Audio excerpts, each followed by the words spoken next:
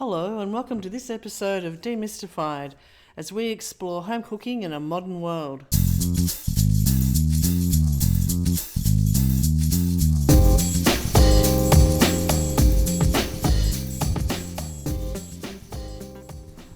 Hello, I'm Linda and I'm here with my friend Paul. Hello, Paul. Hello, Linda. How are you? I'm good. I had my rant the other day, so I'm It was over very it. interesting. No, it was very interesting and it's very true. Anyway, it's Friday. It's Friday and you've been extremely busy. Yeah, the last very few busy days. the last few days. And cooking up lots. Yeah, lots of different things. Lots. So a bit of... I did do some cooking with Steam stuff, so we're going to do it, as I think I said the other day, we're going to do a big upload of recipes in the not too distant future. But I was inspired by, there's a really good little baker over at the market, Marzette, and last weekend I bought a sourdough fruit loaf. So over here, I don't know what they call it overseas, but we often call things like that like raisin bread or raisin toast. We reduce it to one single ingredient. Yeah. But this was like a fruit heavy sourdough loaf. So I ate it for breakfast. It was quite delicious. Kept it the next day. Had some more. I've been having it pretty much. Well, I had it like 3 or 4 days in a row for breakfast because I really do like a very good fruit loaf. So I thought, yeah, why am I buying this? And therein lies the difference between you and I, because I really like good old raisin toast. I'm happy with raisin toast. Yeah. I'm not fussy. Yeah, so what I did was I didn't take their recipe, of course, they're not going to give it to me, so I just sort of made one up. No. Would you have asked? No. I just sort of made one up. Mine's very fruit heavy, so it's laden with, there's more fruit than dough almost. So it didn't have the rise that I particularly wanted, but as far as like the flavour and the amount of fruit that went into it, the tin I used was also too big, but it's by the by, the recipe works. But yeah, it was really quite close as far as taste goes to what I had purchased. So yeah, that was, doing any sourdough is a bit of a process. And to be honest with you, I'd never done a sourdough with so many other ingredients in it. Well, I saw you in the kitchen topping up your sourdough. Yes. Mix. So, I had a few mishaps with my sourdough. So we moved house recently and I don't have a very tight fitting lid. So I don't know how this happened, but some grated parmesan fell in. I had some parmesan there grated from something else, so that fell in. And then, to be honest with you, I just haven't had a chance to look after it very well. So I haven't been feeding it, and I basically did what I could to take out any impurities, and I was left with just the tiniest little bit. So what I have been doing over the subsequent, probably this week at least, is just leaving it out on the bench, feeding it daily, topping it up, getting it back. And the good thing is that the actual the culture itself is very strong. So it didn't need a lot of encouragement. It just needed a good feed and a bit of consistency. And so now it's back in the fridge, and I'll just do it once a week. And when I need it, happy days. Yeah. How long, if I was to start a sourdough mix now, how long before it really gets that lovely sort of sour taste? So it's like anything like that. It will develop better over time. So you can certainly use it as a leavening agent 10 days in. It's about, I think 10 days is about the minimum. Some people say you can get it done quicker, but I think 10 days in you can certainly use it. And then over time, as you remove and then feed and then remove and then feed, and consider it, and we've talked about this before, but kind of like we did some Asian master stocks a while back. Consider it like that.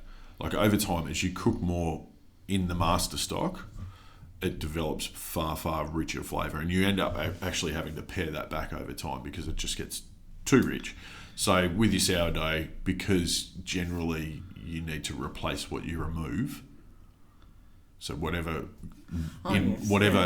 volume of weight you remove, you need to replace. But yeah, I think, I mean, you get that nice sour taste after a year. Oh, wow. Okay. Yeah. Like, well, you still get a little bit of it. A lot of sourdough isn't just about that sour flavour. It's about how the crust develops on a sourdough, in particular. The delineation between the crust and the interior is, like, I think what makes sourdough. I really like that super crisp, but also got a chew to it. Like, you know what I mean? Yeah. And chew's the only word I can really find for it. So it's almost like 3 layers. You got your outer shell, which is like super crispy and crunchy, and then just under that you get a bit of a chew, and then you got the nice, you know, bubbly, soft interior. Getting hungry. Yeah. But yeah, I think, I mean, I'd suggest anyone do it. It's not hard. It's just... We have got a tutorial on it. Yeah. In very early days. Yeah, there's 2 tutorials. One is actually making the culture, and the other is then using sourdough. it and putting it together. Sourdough. Yeah. Oh, I do make... No, I use it... Sorry. I Wow. made the baguette. No, Yeah. I've made the baguette. No, but that's a cheat. That's a... No. When you had that's sourdough in our house for a little while... that's Cheat's version. Okay. So that's actually good you bring that up, because we're actually just so everyone knows, we're thinking about revisiting a lot of the very early recipes that we did and bring them back up to... because we didn't know anything, right? Like, we didn't know how to film, we didn't know how to take photos. We're a little bit more experienced now, although we often have technical difficulties. I was going to say we still have some technical difficulties, but anyway. But no, that's a bit of a... So that's a bit of a Cheats version. So that's using what's called a poolish. So, and in that, there is yeast, if you remember correctly. So where you make a very small... Yes, no, you're right. Very wet mixture of... Did you call it slave master? Was it? Yeah, it really is a Cheats version. Okay, so it is used quite commonly for a lot of other breads. Some people use a poolish for ciabatta, is one common one. So it's essentially a mixture of yeast, water and flour, which is quite wet, and you leave that out in your bench overnight and it gets all bubbly, and you know the yeast activates and starts working. It's not the same thing as sourdough. Okay. So we should retitle that baguette Cheats sourdough, because it's not a sourdough baguette by any stretch. It's a Cheats version. Okay, well but it still it works. Yeah. No, it's... But it's yum. It's texturally different, and the colour is also different, because we use different flour. Well, I use different flours in sourdough, so I feed my sourdough culture almost exclusively with rye flour, because you know, I speak of it as a living thing because it is. It prefers it. It's much easier to get activation from rye flour than baker's flour, plain flour, white flour. Rye flour, for mine, is the key. It activates far, far better. It's a lot more stable, easier to manage. Okay. So that's why my sourdough culture is quite dark. I noticed that. But I then mix my sourdough starter culture, whatever you want to call it, with baker's flour, and I use baker's flour exclusively to make my sourdough. Sometimes I'll add in a little bit of extra rye flour to it. But my culture is 100%, and it's 100% hydration. We did a bit of a thing on hydration too. So it's equal quantities of flour and water, and it pretty much consistently uses rye flour. Okay. We're going off tangents here. Is this what we were going to talk about? Well, it's from the kitchen, and you were doing that. Oh, well, that's true. Yes. You have been... Well, I've hardly seen you. You've been cooking, prepping, and then taking it all away. Well, I did send you home with the hot and sour beef ribs. And let me tell you, for anyone who's seen the post on Insta... and Facebook. That was super tasty. Like, absolutely super tasty, and that sauce was great. Super rich. I actually had some left over, and I used it on another dish, which was fantastic. repurposed your sauce. So Yeah, well, thank you. There you go. It was, But sometimes it's good to Wow. have those sorts of things, and Yeah. you can repurpose them. it was great. Yeah. Yeah. And what's ahead? This weekend, I know you're working again tomorrow. Yeah. Bit of work this weekend. What's ahead? I'll start looking at what we're going to do as far as Christmas. I haven't sold myself on the idea. I think I need to sell myself on the idea of offering up maybe some sort of package You're not looking forward to it this year, are you? Christmas? Yeah, that's beside the point. It's Just what feels our different this year, our doesn't users or listeners or whatever, however they use it, cooking with steam, trying to come up with a package of recipes that might be good for a Christmas day that are a little bit different, because as we've mentioned ad nauseum, it's been a different year. Oh, yes. Well, I've started my research because I'm dead keen on getting a Bee Hive. Yeah, I was too, actually. This is an interesting one, but my partner wasn't interested. Well, when she sees ours, I'm sure it's not so bad. In fact, it's really quite good for kids.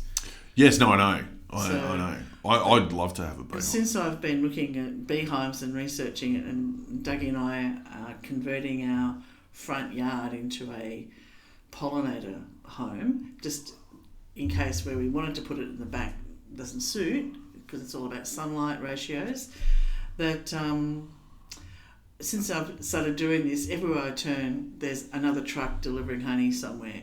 And yesterday when I was getting lunch, it was the honey, I think you called it the honey maker.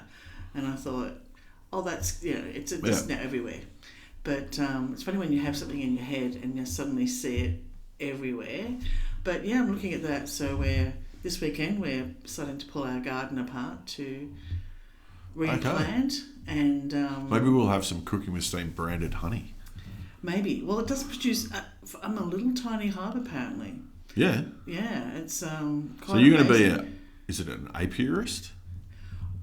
I wouldn't go that far. I'm not sure that I want to see myself in a white suit with the big That's hat. going to happen. No, that is going to happen. I'm not sure. But Dougie's nephew has all the kit, and they've just put a beehive in at home. So we've been going around there and watching, and it's amazing the angle that the bees come in from really quite high and swoop down into their hive. So you can actually stand quite close. Well, not that you probably should, and I'm not advocating anyone stand too close to a hive, but it's quite amazing watching them come in. That'd be right in Doug's wheelhouse too, given he flies planes. Well, yeah. You'd be like, I wonder if I could do that. What's the angle of attack? Yeah. What's that? But so that's what I'm researching, and this weekend. Oh, that's interesting. This weekend, we've got to get rid of all that grass, and my sister-in-law did suggest that we borrow 6 of her chickens to break it all apart. Yeah, before you do that, I'm just not sure how Ribby the Wonder Cat and the neighbours would go with chickens running around the front yard. So we're going to do it the traditional way and just maybe dig it all up. Yeah. So that's what we're planning on doing now, between now and when we can get the hive. And we're going to give everyone a heads up. We're not sure. We're going to hopefully by the start of December, we're going to run a book promo for Christmas. Yes, we are. We're getting all that ready. So that'll be all ready, and hopefully between December 1st and 15th, we'll have the promo. So if people want to jump on and get a Christmas present or whatever, and we're going to see what we can do about print on demand and doing something there as well. But certainly hardcover books posted from us. We will have some sort of promo on the go for Christmas. So that's all in the wings. That's all in the wings. That's all in the wings. And well, lovely. That's a very busy weekend for you. Well, not really. Like I, work tomorrow, and then I'm building a play area.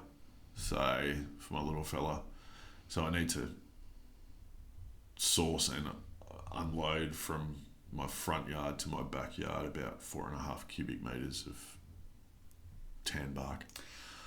Oh dear. There are some jobs that you look forward to, and then there's the other sort of jobs you don't look forward to. I don't mind it. It's mind numbing. Like gosh. I don't think about you. I don't think about work. I don't think about anyone.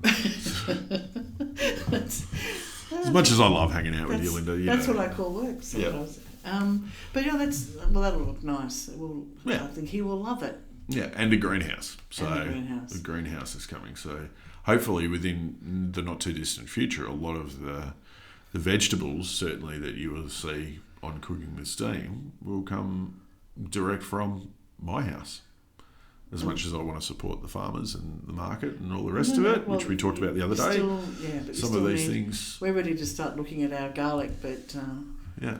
hasn't really. I'm just nervous. This is the third year in a row I've tried growing it, and looking at it this morning, I thought, not sure you guys are happy. But anyway, we'll see.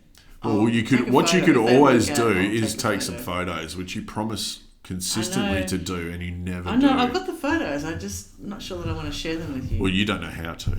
Well, that's what we're going to do. How do I put this on the... Paul? How do I put this on the interweb? How do I get... What's Insta? And why is this number next to it? Yes, I know. I'm getting there. We're learning. Yeah. Well, anyway, that sounds like a busy weekend for you, Paul. So. And you? Enjoy digging up your grass? Yeah. No, I'm looking... Well, when I say we, I mean him. Yeah. Yeah. You'll be sitting there with a glass of rosé directing traffic. Yeah, or maybe Pinot if it's cold. Lovely. Well, take care, guys. Happy cooking, everybody. Have a good weekend. Take care. Bye. See ya. Thanks for listening to this podcast as we explore home cooking in a modern world. We'd love you to subscribe, and for more information, please go to our website, cookingwithsteam.com.